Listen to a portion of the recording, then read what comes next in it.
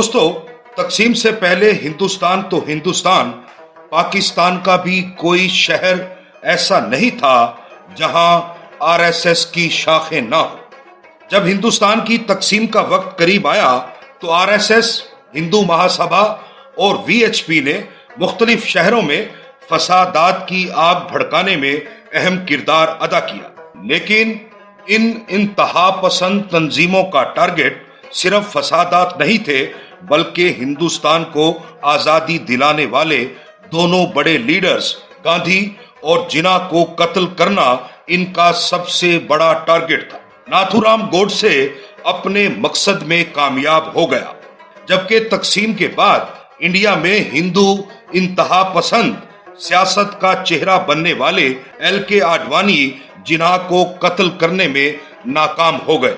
10 सितंबर 1947 को पाकिस्तान के शहर कराची में दर्ज होने वाले फौजदारी मुकदमा के मुताबिक एल.के. आडवाणी उन 18 लोगों में शामिल थे जो जिन्ना को कत्ल करने की साजिश कर रहे थे। इन 18 लोगों में से 6 गिरफ्तार हुए, जबकि एल.के. आडवाणी समेत 12 फरार होने में कामयाब हो गए। पाकिस्तान के अदालती रिकॉर्ड के मुताबिक एल.के. आडवाणी आज तक जिन्ना के कत्ल की साजिश के मुकदमा में इश्तिहारी है और इन पर दर्ज मुकदमा आज भी पेंडिंग है। आज की यात्रा में हम बात करेंगे कि बानिए पाकिस्तान कायदे आजम मोहम्मद अली जिन्ना, वजीर आजम लियाकत अली खान और ख्वाजा नाज़मुद्दीन को कत्ल करने की साजिश में एल.के. आडवाणी का क्या किरदार था। साथ ही ये भी बताएंगे कि 75 साला इस पुराने फौजदारी मुकदमा को आज भी पाकिस्तान में किस नजर से देखा जाता है। ये सब जानने के लिए हमारे साथ रहिएगा। 8 नवंबर 1927 को कराची में पैदा होने वाले एल.के. आडवाणी तकसीम से पहले ही आरएसएस में बतौर वॉलेंटियर काम करते थे। एल.के. आडवाणी तकसीम से पहले ही उन इंतहा पसंद हिंदुओं में शामिल थे जो तकसीम के खिलाफ थे और तकसीम की वजह बनने वाले दोनों बड़े लीडर्स जिन्ना और गांधी को रास्ते से हटाना भी इस ग्रुप का मकसद था। इन इंतहा पसंदों में वीएचपी, हिंदू महासभा और आरएसएस शामिल थी। नाथूराम गोडसे अपने मकसद में कामयाब हो गया, जबकि एल.के. आडवाणी और उनके साथियों का टारगेट पूरा नहीं हो सका। यानी एल.के. आडवाणी के अंदर भी एक नाथूराम गोडसे मौजूद था। एल.के. आडवाणी के खिलाफ जिन्ना के कत्ल की साजिश में शामिल होने का मुकदमा कहीं वक्त की गर्द में दब गया था। लेकिन 2005 में जब आडवाणी जी पाकिस्तान के विजिट पर आए तो बहुत सी पुरानी बातों के साथ पाकिस्तानी प्रेस ये मुकदमा भी निकाल कर सामने ले आया। हिंदुस्तानी वजारत खारजा ने उस वक्त इसे एक मजाक करार दिया था, लेकिन जब पाकिस्तानी प्रेस में इस मुकदमा की तफसीलात सामने आई तो इंडियन फॉरेन मिनिस्ट्री को चुप लग गई।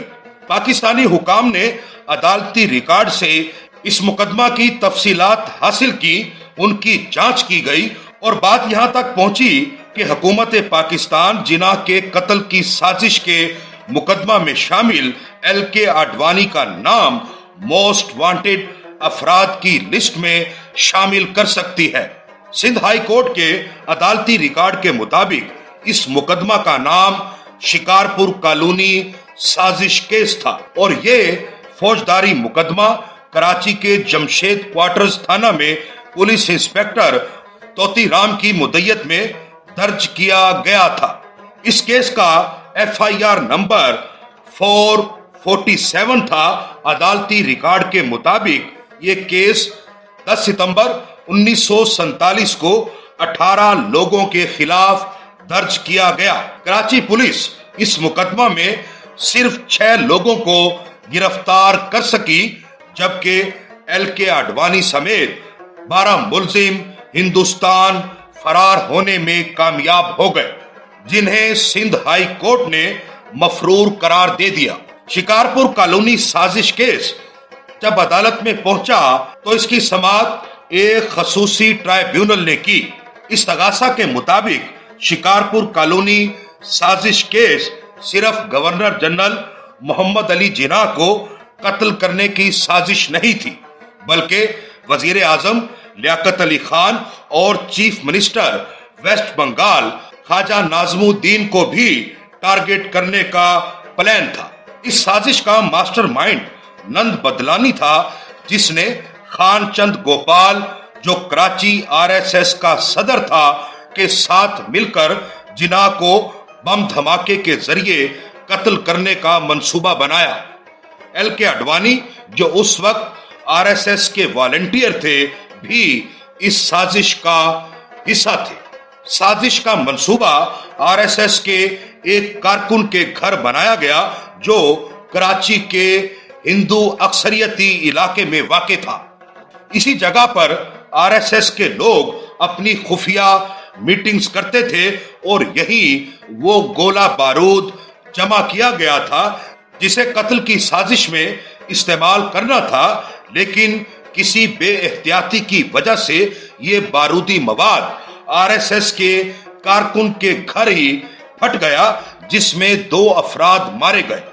دھماکے کے بعد جب پولیس یہاں پہنچی تو پولیس کو یہاں سے RSS کا بہت سا لٹریچر اور اسلحہ بھی ملا۔ یہیں سے نند بدلانی کو رنگے ہاتھوں پکڑا گیا، جو اس سازش کا ماسٹر مائنڈ تھا۔ پولیس انویسٹیگیشن سے یہ بات بھی سامنے آئی کہ اس گینگ کے پاس بہت زیادہ فنڈز ہیں۔ 10 ستمبر 1947 کو یہ مقدمہ درج کیا گیا۔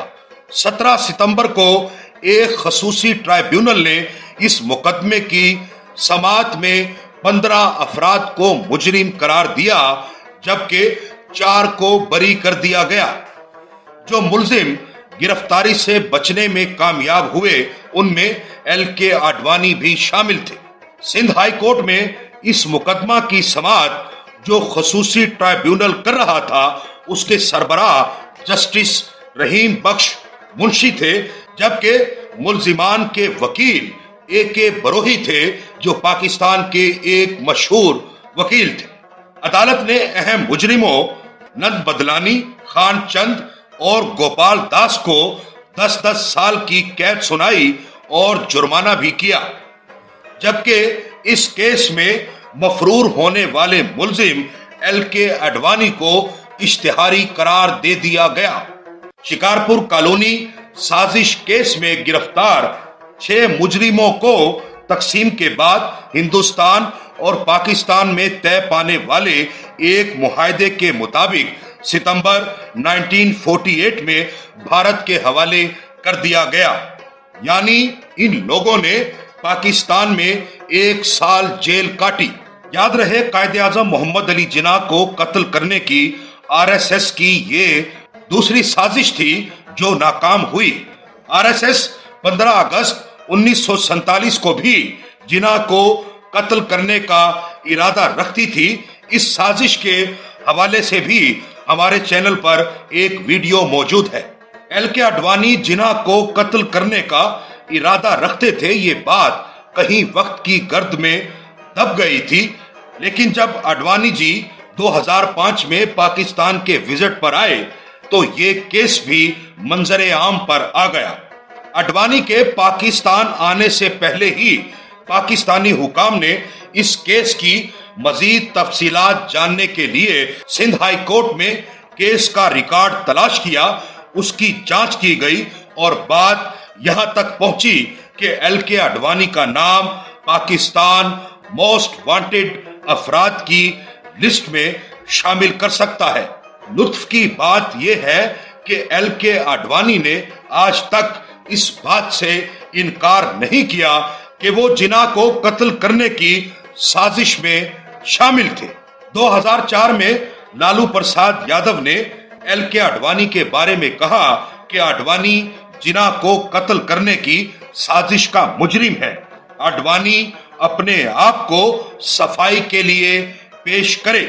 لالو پرساد یادو نے LK اڈوانی کو انٹرنیشنل مفرور بھی قرار دیا۔ پاکستان کے عدالتی ریکارڈ کے مطابق سپٹمبر 1947 میں ایل کے اڈوانی کے خلاف درج ہونے والا یہ فوجداری مقدمہ آج تک پینڈنگ ہے، جبکہ ایل کے اڈوانی آج بھی اشتہاری مجرم ہے۔ آج بھی پاکستان اور ہندوستان کے درمیان جب حالات خراب ہوتے ہیں تو اڈوانی کو موسٹ وانٹڈ افراد کی لسٹ میں شامل کرنے کی بات ہوتی ہے۔